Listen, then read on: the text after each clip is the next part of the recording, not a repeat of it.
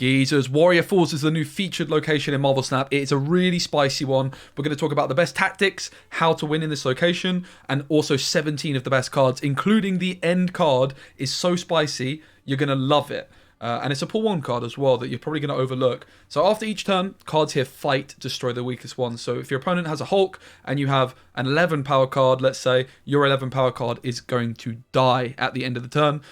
However, if your opponent has a Hulk and they also have an 11 power card there, and there's nothing else in there, their Hulk will kill their own 11 power card. So the weakest card in the location is going to die every turn unless there's only one card in there.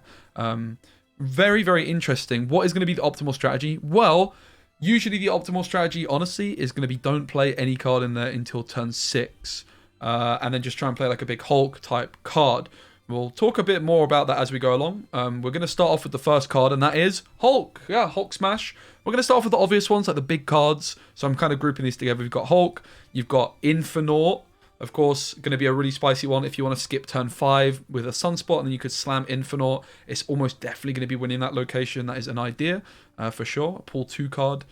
Destroyer, if you're in pool 3, is going to be a fantastic deck to have in this. You're going to destroy all your other cards, but it's going to almost definitely be winning that location, and then you might have all your other cards hidden behind an armor, for example, in another lane, or you might play Zero and then Destroyer. Red Skull, another just big card in pool 3. Devil Dinosaur is going to be a more popular and common choice for you guys because it's a pull 1 card. Devil Dinosaur, if you've got 7 cards in hand, is going to buff by 14. So you can get 17 stats on Devil Dinosaur, which is pretty much only losing to Infernaut. So Dinosaur is going to be a hugely popular card this next couple of days. Similar to Dino, you've got Ronan the Accuser. He is like the reverse Dino. It's a pull 3 card that's based on your opponent's hand. So if you're in pool 3, don't be afraid to play Ronan today. Now, of course, if all these big, juicy cards are an option, you're not going to be surprised that the next card is Shang Chi.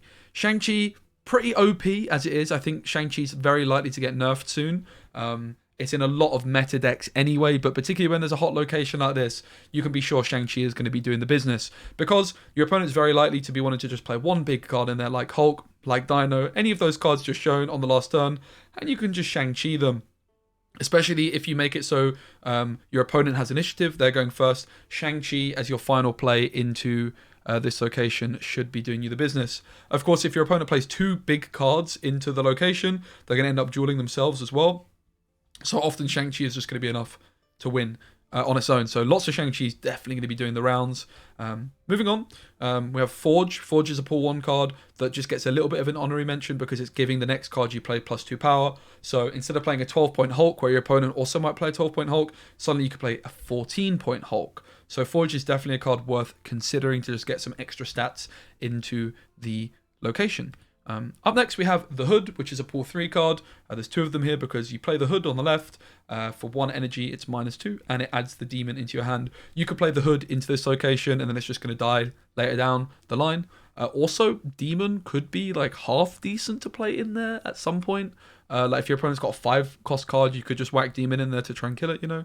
Most likely people are just going to be avoiding this location, but obviously not everyone's going to be playing it perfectly, and I'm sure you can still get some nice value off demon dueling your opponent's cards out of there. Up next we have Bucky.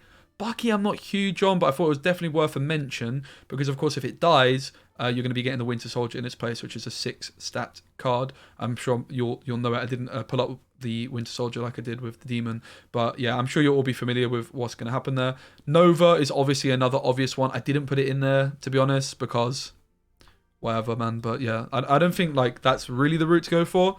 This card, however, definitely a banger. Unfortunately, it's a bit butchered. On reveal, you get +1 max energy, and then ongoing, you can only play 1 card a turn. So when you play Electro on reveal, your max energy each turn is increasing. So after the turn you play Electro, it's going to be turn 4, and you're going to have 5 energy, right? Which means on turn 6, you're going to have 7 energy. So it's like a big ramp card. Most importantly, on turn 5, you're going to have 6. So yeah, you just basically get to play an extra 6 drop.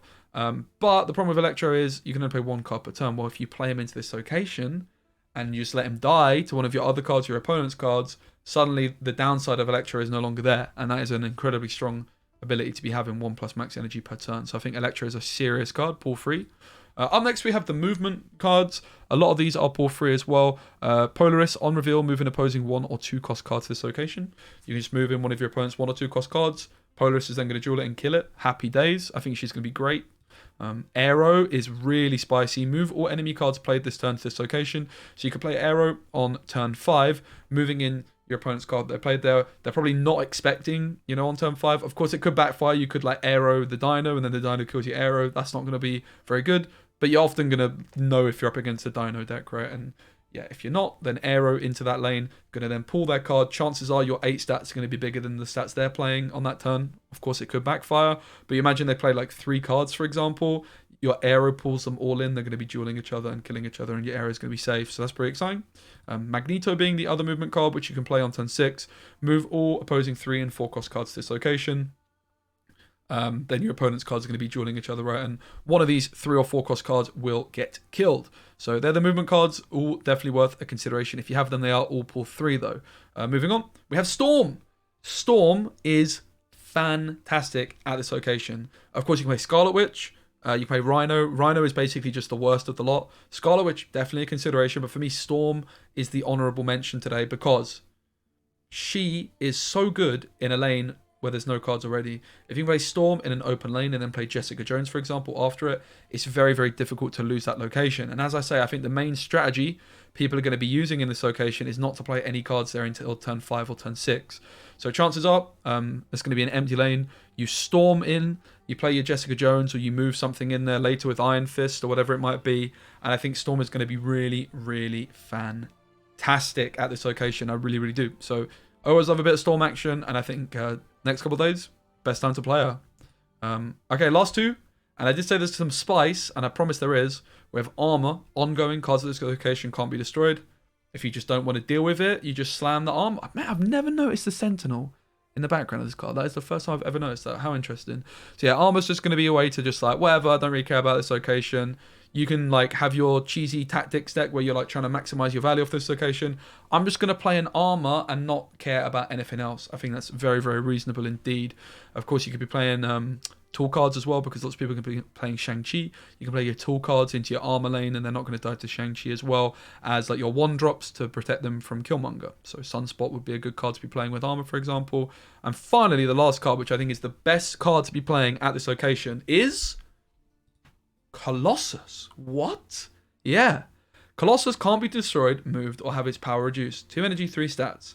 So if you play Colossus into this lane, all your other cards are safe, right? Now, the funniest thing you could do with Colossus is you could, and I'm going to play this deck, so make sure you look out for this video. I'm going to play it first thing tomorrow. We're going to play Hulkbuster, Forge, Nakia, Okoye. We're just going to boost Colossus up as much as humanly possible, and then just leave him in this location, mate. Look out for that video. It's going to be spicy. So Hulkbuster puts him to 7, Forge puts him to 9, Okoye put him to 10, Nakia 12. 12-point Colossus. From my Gwent guys, that's like an Imler of Sabbath, right? Kind of. For the beta Gwent guys that remember that card. Sheesh. I'm excited. That's the end of my sideshow. That's the end of my TED Talk. Hope you enjoyed the start of this video. I'm also going to be posting a video with 6 decks, including probably the All-In Colossus one. Hope you guys enjoy both of those styles of video. Let me know which you prefer. Would you like me to just keep doing 2? Would you prefer just 1? Let me know. Thanks so much for watching. If you watch this far, please like the video. Thanks. Bye.